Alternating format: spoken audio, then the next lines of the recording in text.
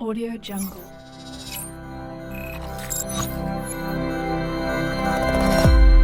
Audio Jungle. بسم الله الرحمن الرحيم. السلام عليكم ورحمة الله وبركاته. بعد السلام waxaad kusoo dhawaataan channelkeena Somali Share Education Network. fadlan haddaad tahay qof nagu cusub waxaan kaa codsanaynaa inaad channelka subscribe noo saartid, sidoo kale gambaleelka aad furitid si ay kusoo gaaraan muuqaaladan soo dhigayno. Muuqaalkan waxaan ku qaadanaynaa qaabka aan u samayn lahayn thumbnail dadka aan ka siinin waxaa la yiraahdaa waa banner ama waa sawir loogu talagalay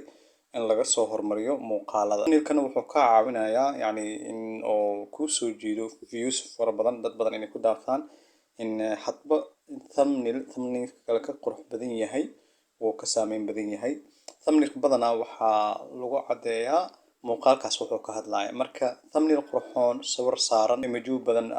in aad iyo aad u haweysan iyo midka khaleelka oo video markaa soo upload gareysid automatically asiga ayaa thumbnail ahaan sameysanayo. Laakiin marka adiga aad si qaas ah usoo diyaarsatay had iyo jeer ka haboon. marka muuqaalkan waxaan ku sameyn doonaa qaabkaan u sameysan lahayn thumbnail. Tabcan thumbnailka application fara badan oo lagu sameyn karaa, balse aniga waxaan isticmaalaa applicationkan la yiraahdo Photoshop, Adobe Photoshop. applicationkan haddaadan haysan waxaad ka heli kartaa netada meel walba wuu ku jiraa, asigoo free ah waa soo degsan kartaa, asigoo portable ah waa soo degsan kartaa. haddeerta aniga waxaan isticmaalaa mid oo portable ah. midkan waa portable, mid aan ku install gareey ma ahan, balse shaqada kan kale ii qabanayay boqolkiiba 90 shaqadaas oo ii qabtaa. marka sidaas awgeed midkan ayaan ka doorbiday. almuhim si aan u sameyno applicationka soo kacsanaysaa. hadda applicationkan haysatid malaha marka applicationka uu ku soo kaco meeshan waxaad imaanaysaa file menu, kadibna halkan waxaad ka dooranaysaa new. waxaan rabnaa inaan soo furno file cusub. marka dabcan malaha marka sidaan ku soo noqdo automatically waxaa dhici karto in oo framekan kuu qaato oo ah A4 warqada A4-da. marka waxaan rabnaa mid aniga qaas noo ah. halkan aan imaanaynaa, kadibna waxaan halkan ka doornaa customize markaad dhahdid in meeshan oo millimeterka ay ku qoran tahayna waxaan ka dhigaynaa in pixel. sidoo kale markaan pixel aan ka dhignay intaa waxaan ku qoraynaa cabirka widthkeena waa 1280. sidoo kale halka hoosna waxaan ka dhigaynaa in 720. marka widthka ama balaca waa 1280, dhererkuna waa 720. kuwan daarto ka bedeli kartaa, balse ani wax saas muhiim maaha. kuwan kaliya waxaa muhiim ii ahaa widthkaas iyo heightka inaan diyaarsado, kadibna okay ayaan leeyahay.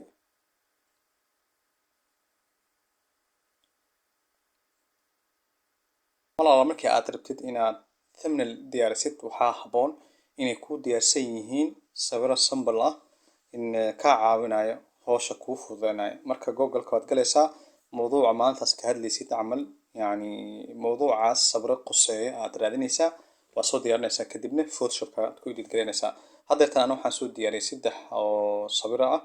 in kuwaasaan qaadan karaa, balse waa inaan wax aan ka bedelaa. sidaan kusoo degsaday ma haboon inaan ku isticmaalo. marka desktop-ka aan imaado, desktop markaan tago waxaan dooranayaa muuqaaladii ama sawiradii aan soo degsaday. 3 sawir ayay ahaayeen, waa mid waa kan, midna waa kan, midna waa kan. mid ayaan usoo geli doonaa. haddeertan inta aan cancel ka dhaho waxaan rabaa sawiradaas inay halkan yimaadaan. dabcan inaan fileka aan doorto open aan dhaho waan awoodaa, kadibna aan sawirkaas soo jiido halkan aan keensado. balse waxaa ka qurxoon inaan halkan aan ka doorto place markaan dhahno waxaan aadaynaa sawirkeena meeshan oo noo yaalo. ugu horreyn waxaan soo dooranaynaa sawirka koowaad. markaad doortid place ayaa leedahay. marka qaar waxaa dhici karto sawirka in formatka uu ku save gareysan yahay iyo inay isqaadanin. marka sidaa markay kugu dhacdo waxaa sameynaysaa adoon isdaalinba waxaad imaanaysaa desktop-ka, applicationkan hoos aan iska dhigo. halkan waxaan ka raadinaynaa screenshot aan ka qaadano. si aan u qaadano waxaan soo keenaynaa applicationkan la yiraahdo Snaping Tool. horta Starbucks tag searching ma rabo. Starbucks markaad tagtid Snaping okay Snaping Tool kaasaan soo furaynaa. double click ayaan leeyahay soo furmo, kadibna waxaan imaanayaa sawirkaan u baahanahay, open ayaan leeyahay.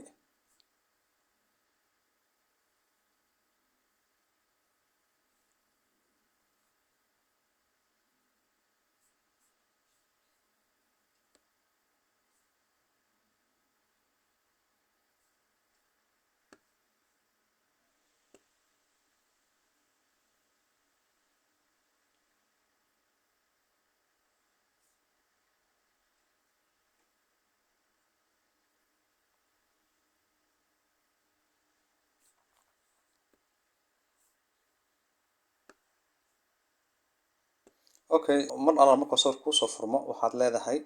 in applicationka snipinka ah waxaad leedahay new markaad aadid meesha sawirka oo idil aad highlight gareynaysaa kadibna sawirkan sidaan ayuu screenshot kaga qaaday waxaad samayn kartaa inaad save garaysid balse ani mar inaan save gareeyo kadib halkan ayaan waxaan ka leeyahay copy markaan ku dhaho waxaan imaanayaa photoshopka halkan ayaan waxaan ku leenahay bast markaad aadid waxaad aragtay sawirkii oo halkan kusoo galay in labada kale sidaas ayaan samayn doonaa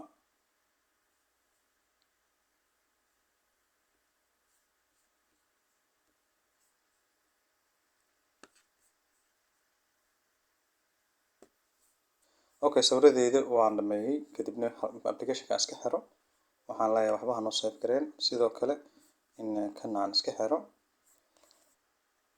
okay mar alla markaa sawiradaada keensatid in طبعا halkan waxaan ku haynaa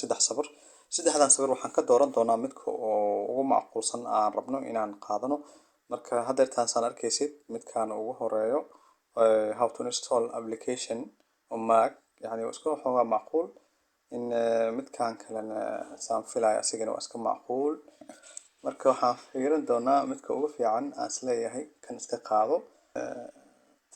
waxaan u malaynaa mataqaanaa yani sawirka koowaad iyo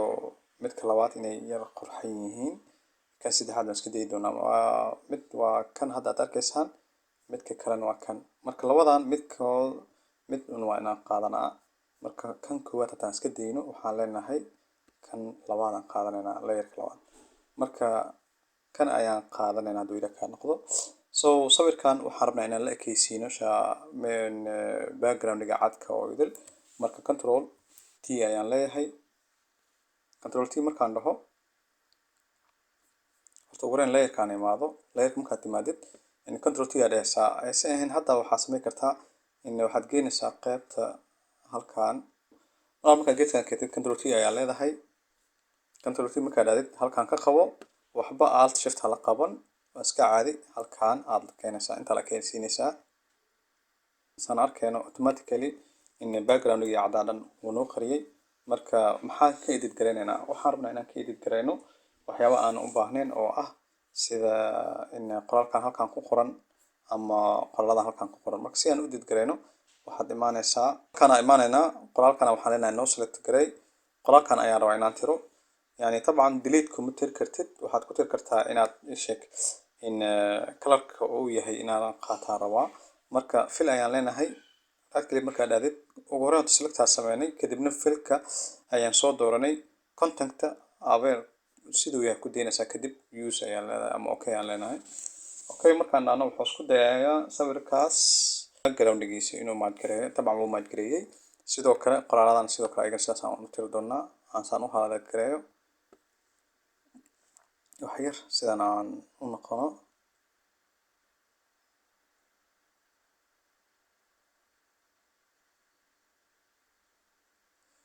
okay asna markaad dooratid right click ayaa leedahay fill ayaa dooranaysaa fill markaad aadid kadibna okay ayaa leedahay sidaasna waxaa kaaga baxay meesha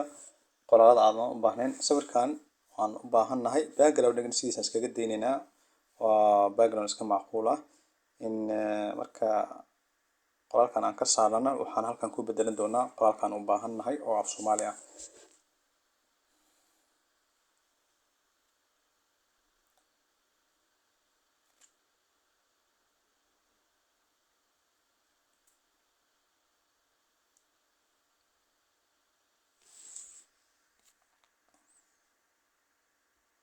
طبعا waan ka saarnay qoraalkan u baahnayn kadibna waxaan imaanaynaa toolka kadibna layerkan waxaan dooran doonaa la yiraahdo text markaad soo dooratid طبعا in xajmigiisa oo size ka bedeli kartaa aysan ahayn hadda waxba maaha gadaal aad ka bedeli doontaa intaad click leenahay waxaad u moodaa inuu colorka wax kale uu dooran yahay balse waxaan ka dhigaynaa white ayaan rabnaa midda kale haddaad u baahan tahayna waxaad ka dhigan doontaa colorkaadii aad rabtid balse waxaad fiican colorada ismatch gareynayo waa inaad qaadataa white-ka hadda halkan ku qurux badan sidoo kale ka beddel aan ka dhigo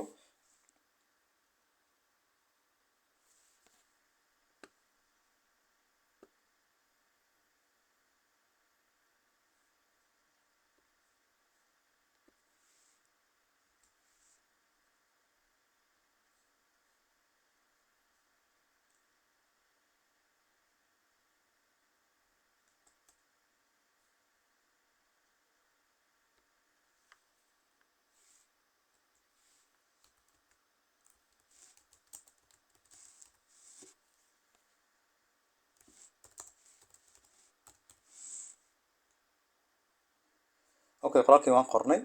waxaan halkan sameynaynaa qoraalkiina hawayr aan edit gareyno maadaama qoraalka central uu yahay waxaan leenahay qoraalkiina dhanka liftiga hanoo ahaado had iyo jeer halkan sadar ha ka soo socdo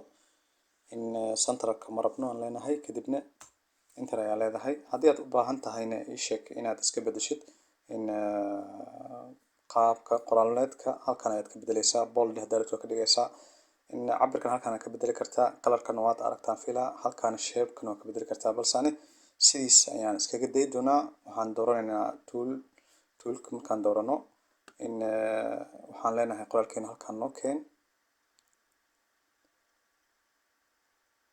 okay qoraalka markaan halkan keeno waxaan leenahay control t marka dhaadid qoraalka ayaan waxyar edit gareynaynaa waxaan leenahay qoraalka waxyar noo weynay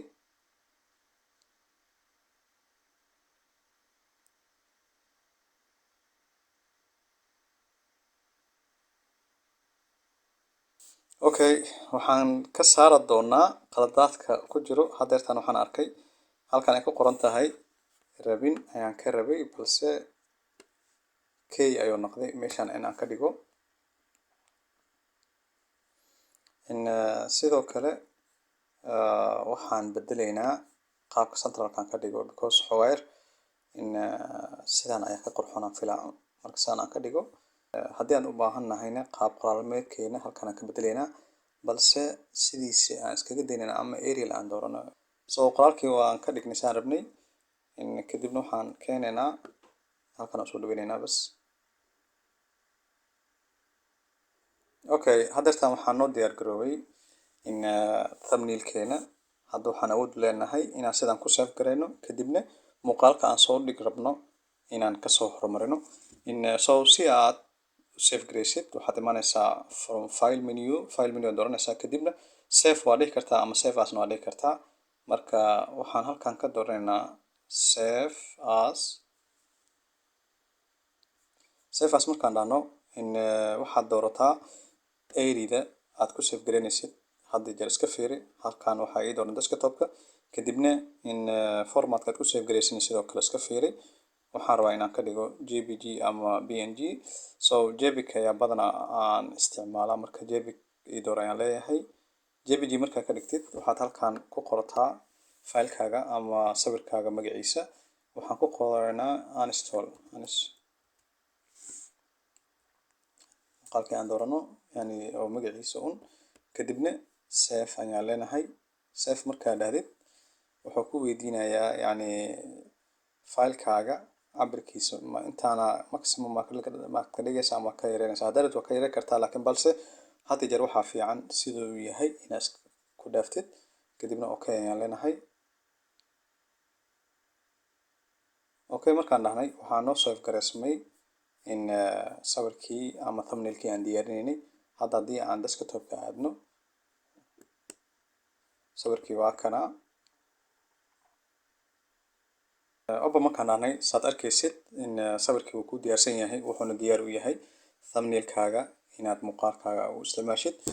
videogeena halkan uu ku eg yahay